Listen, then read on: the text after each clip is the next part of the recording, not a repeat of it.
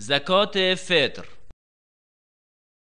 در پایان ماه مبارک رمضان در هر سال هجری قمری عید فطر برای مسلمانان فرا می رسد که مناسبت خوشی و شادمانی و دید و بازدید میان مسلمانان می باشد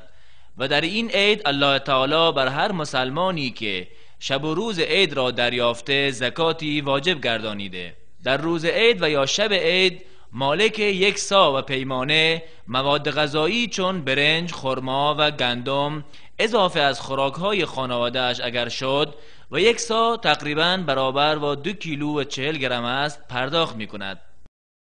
برای زکات فطر دهنده لازم است تا زکات فطر خود، همسر و کسانی را که نفقه‌شان بر وی میباشد اگرچه جنین در شکم مادرش باشد نیز بپردازد. عبدالله ابن عمر رضی الله عنهما می‌فرماید رسول الله صلی الله علیه و سلم زکات فطر را 1 سا خرما و یا 1 سا جو بر برده و آزاد، مرد و زن، کوچک و بزرگ مسلمان فرض گردانیده و امر کردند که پیش از رفتن به نماز عید داده شود و بهترین وقت دادن زکات فطر روز عید است که پس از طلوع فجر و پیش از ادای نماز عید داده شود و تقدیم آن 1 روز و یا 2 روز قبل از عید نیز جایز است، زیرا که صحابه کرام چنین کردند و تأخیر کردنش تا بعد از نماز عید جواز ندارد، به دلیل حدیث ابن عباس رضی الله عنهما که آمده است کسی که قبل از نماز عید ادا کرد زکات قبول شده است و کسی که بعد از نماز عید ادا کرد صدقه ای از صدقات می باشد. تذکرات: علما ملاحظات مختلف و مهمی در زکات دارند. اول، اصل در زکات جدا کردن از خود همان چیزی که زکاتش واجب شده می باشد،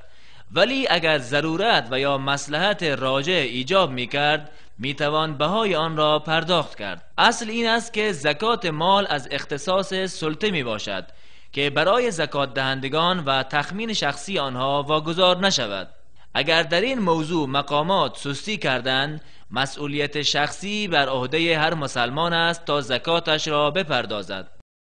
علما سرمایه گذاری اموال زکات در پروژه های منفعتبار به مستحقین زکات را جواز دادند اگر وضعیت عاجل برای صرف اموال زکات موجود نباشد. همانطوری که زکات حق دوره‌ای معین در مال است، حقوق دیگری غیر از زکات نیز بر اموال می باشد که صفت عارضی داشته و مقدارش معین نیست و مانند زکات نیز ثابت نمی باشد و به علت وجود مال واجب نمی شود، بلکه به عوامل و اسباب عارضی که مال در آن شرط است واجب می گردد و از مثالهای آن نفقه والدین، نزدیکان و همسر می باشد. از مثالهای آن اموالی که برای دفع ضرر هنگام فاجعه ها جمع آوری می شود اگر عایدات بیت المال کفایت آن را نکند.